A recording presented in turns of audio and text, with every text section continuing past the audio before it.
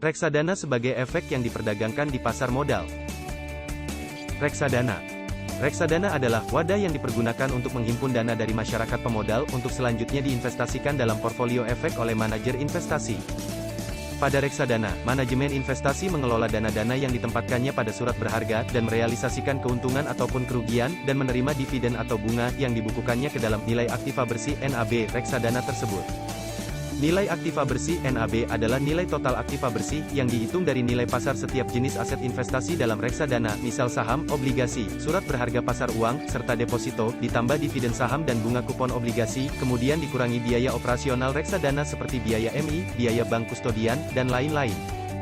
Kekayaan reksadana yang dikelola oleh manajer investasi tersebut wajib untuk disimpan pada bank kustodian yang tidak terafiliasi dengan manajer investasi, di mana bank kustodian inilah yang akan bertindak sebagai tempat penitipan kolektif dan administratur. Reksadana berdasarkan bentuk hukumnya terdiri dari 1. Reksadana berbentuk perseroan. Reksadana berbentuk perseroan adalah emiten yang kegiatan usahanya menghimpun dana dengan menjual saham, dan selanjutnya dana dari penjualan saham tersebut diinvestasikan pada berbagai jenis efek yang diperdagangkan di pasar modal dan pasar uang. 2. Reksadana berbentuk kontrak investasi kolektif (KIK). Kontrak investasi kolektif adalah kontrak antara manajer investasi dan bank kustodian yang mengikat pemegang unit penyertaan, di mana manajer investasi diberi wewenang untuk mengelola portofolio investasi kolektif, dan bank kustodian diberi wewenang untuk melaksanakan penitipan kolektif. Reksadana berbentuk kontrak investasi kolektif, menghimpun dana dengan menerbitkan unit penyertaan kepada masyarakat pemodal, dan selanjutnya dana tersebut diinvestasikan pada berbagai jenis efek yang diperdagangkan di pasar modal dan di pasar uang. Berdasarkan sifatnya, reksadana dibagi menjadi 1. Reksadana terbuka, yaitu reksadana yang dapat menawarkan dan membeli kembali saham-sahamnya dari pemodal sampai dengan sejumlah modal yang telah dikeluarkan, contohnya adalah reksadana KIK. 2. Reksadana tertutup, yaitu reksadana yang tidak dapat membeli kembali saham-saham yang telah dijual kepada pemodal. Sedangkan jenis reksadana berdasarkan isi portofolio, yaitu 1. Reksadana pasar uang, money market funds. Reksadana jenis ini minimal 80% hanya melakukan investasi pada deposito dan efek bersifat utang dengan jatuh tempo kurang dari 1 tahun. Tujuannya adalah untuk menjaga likuiditas dan pemeliharaan modal. 2. Reksadana pendapatan tetap, fixed income funds. Reksadana jenis ini melakukan investasi, sekurang-kurangnya 80% dari aktivanya dalam bentuk efek bersifat utang. Reksadana ini memiliki risiko yang relatif lebih besar dibanding reksadana pasar uang. 3. Reksadana saham, equity funds, yaitu reksadana yang melakukan investasi, sekurang-kurangnya 80% dari aktivanya dalam bentuk efek bersifat ekuitas.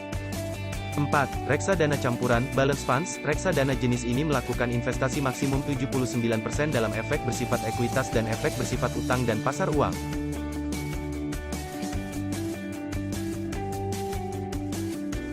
Contoh cara menghitung pembelian unit penyertaan atau subscription, dan contoh cara menghitung penjualan kembali unit penyertaan atau redemption.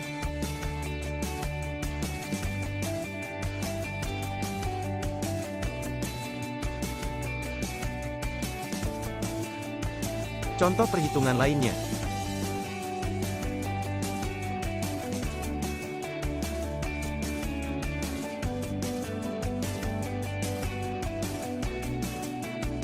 Lima. Reksadana terstruktur adalah reksadana yang hanya dapat dibeli atau dijual kembali oleh investor pada saat tertentu yang ditentukan oleh manajer investasi.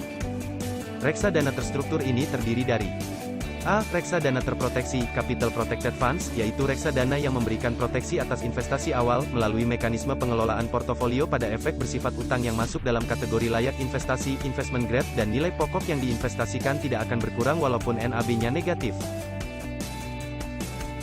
B. Reksadana penjaminan atau guaranteed funds. Reksadana ini mirip dengan reksadana terproteksi, yang minimum 80% dari aktivanya ditempatkan pada efek bersifat utang yang masuk dalam kategori layak investasi. Bedanya adalah terdapat lembaga yang akan menjadi penjamin investasi, biasanya asuransi. C. Reksadana indeks atau index funds, yaitu reksadana yang portofolio efeknya terdiri atas efek yang menjadi konstituen pada suatu indeks yang menjadi acuannya. Sekurang-kurangnya 80% dari nilai aktivanya wajib diinvestasikan pada efek yang merupakan bagian dari kumpulan efek yang ada dalam indeks tersebut. Hasil investasi reksadana indeks ini akan mengikuti pergerakan indeks yang menjadi acuannya, sehingga termasuk jenis reksadana yang memiliki risiko tinggi. Jam operasional dan mekanisme reksadana.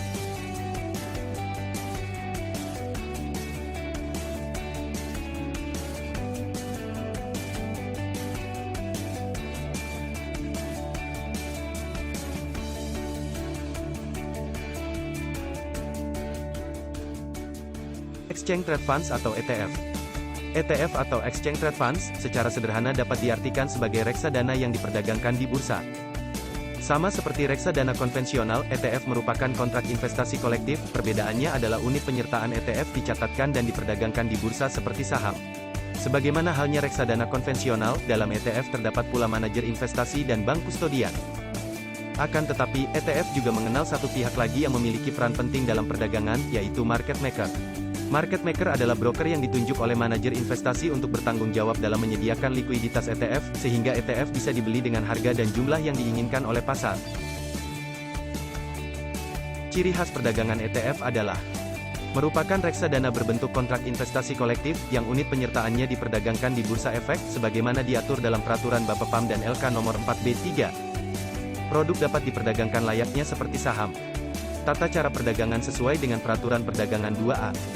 Fraksi harga ditetapkan sebesar Rp1 untuk semua jenjang harga, dan maksimum perubahan adalah Rp10. Berlaku auto rejection seperti saham. Dana investasi real estate atau DIRA atau REITs. DIRA atau dikenal juga sebagai Real Estate Investment Trust, adalah salah satu sarana investasi baru yang secara hukum di Indonesia akan berbentuk KIK. DIRA diartikan sebagai kumpulan uang pemodal, yang oleh perusahaan investasi akan diinvestasikan ke bentuk aset properti, baik secara langsung seperti membeli gedung, maupun tidak langsung dengan membeli saham, obligasi perusahaan properti. DIRA adalah wadah yang dipergunakan untuk menghimpun dana dari masyarakat pemodal, untuk selanjutnya diinvestasikan kembali pada aset real estate, aset yang berkaitan dengan real estate atau kas dan setara kas, dengan ketentuan sebagai berikut. 1. Minimal 50% dari nilai aktiva bersih diinvestasikan pada aset real estate. 2. Minimal 80% dari nilai aktiva bersih diinvestasikan pada aset real estate dan aset yang berkaitan dengan real estate, dengan tetap memperhatikan ketentuan pada poin 1 di atas.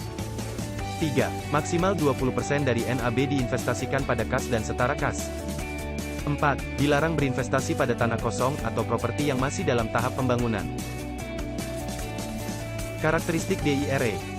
1. Investasi dilakukan pada aset real estate, yaitu tanah secara fisik termasuk bangunan yang ada di atasnya. 2. Memiliki pendapatan yang relatif stabil. 3. Aset yang berkaitan dengan real estate adalah efek perusahaan real estate yang tercatat di Bursa Efek dan atau diterbitkan oleh perusahaan real estate. 4. Aset yang menjadi portofolio dana investasi real estate berbentuk KIK, harus memiliki hukum yang kuat, sah dan mudah ditransaksikan. 5. Seluruh atau sebagian besar pendapatan, minimal 90% dari laba bersih, wajib didistribusikan kepada investor. Mekanisme perdagangan DIRA adalah merupakan reksadana berbentuk kontrak investasi kolektif, sebagaimana diatur dalam Peraturan Bapepam dan LK Nomor 9M1 tentang pedoman bagi manajer investasi dan bank kustodian yang melakukan pengelolaan dana investasi real estate berbentuk KIK. Produk dapat diperdagangkan layaknya seperti saham. Tata cara perdagangan sesuai dengan Peraturan Perdagangan 2A. Fraksi harga ditetapkan sebesar Rp1 untuk semua jenjang harga, dan maksimum perubahan adalah Rp20. Berlaku auto rejection seperti saham. Dana investasi infrastruktur atau DINFRA.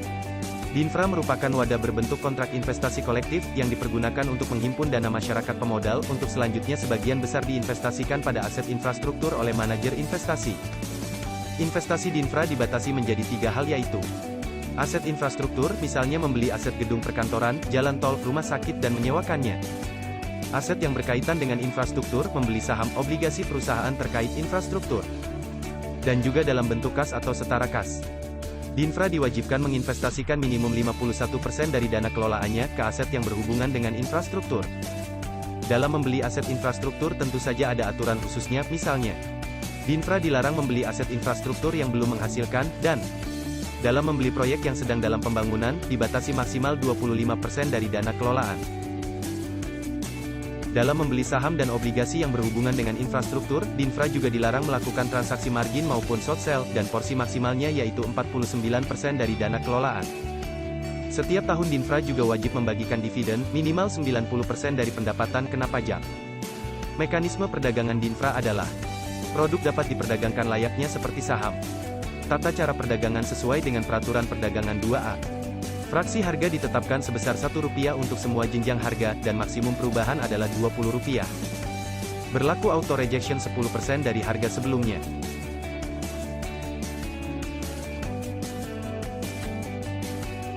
Efek beragun aset atau EBA. Menurut Peraturan Bapepam LK Nomor 9K-1, efek beragun aset adalah efek yang portofolionya terdiri dari aset keuangan berupa tagihan yang timbul dari surat berharga komersial, tagihan kartu kredit, tagihan yang timbul di kemudian hari, future receivables, pemberian kredit termasuk kredit pemilikan rumah atau apartemen, efek bersifat hutang yang dijamin oleh pemerintah, sarana peningkatan kredit atau arus kas serta aset keuangan setara, dan aset keuangan lain yang berkaitan dengan aset keuangan tersebut. EBA merupakan salah satu bentuk efek pendapatan tetap fixed income yang memberikan imbal hasil rutin seperti obligasi pada umumnya. Di pasar modal internasional, EBA dikenal dengan istilah Asset-Backed Securities (ABS).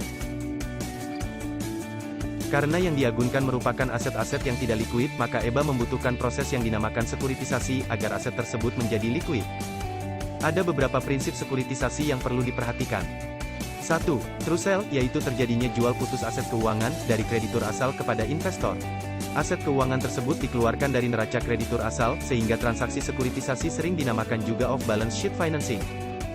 2. Bankruptcy remoteness, yaitu merupakan perlindungan bagi investor, di mana aset keuangan yang menjadi underlying EBA tidak dapat dikenakan sita umum sebagai akibat dari adanya pernyataan pilot.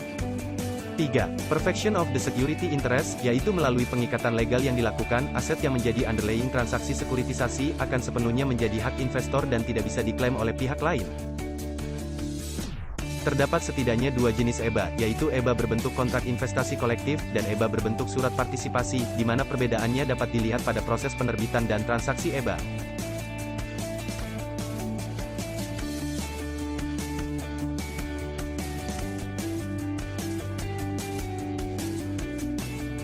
Demikianlah pembelajaran tentang reksadana, ETF, Dire, Dinfra dan EBA.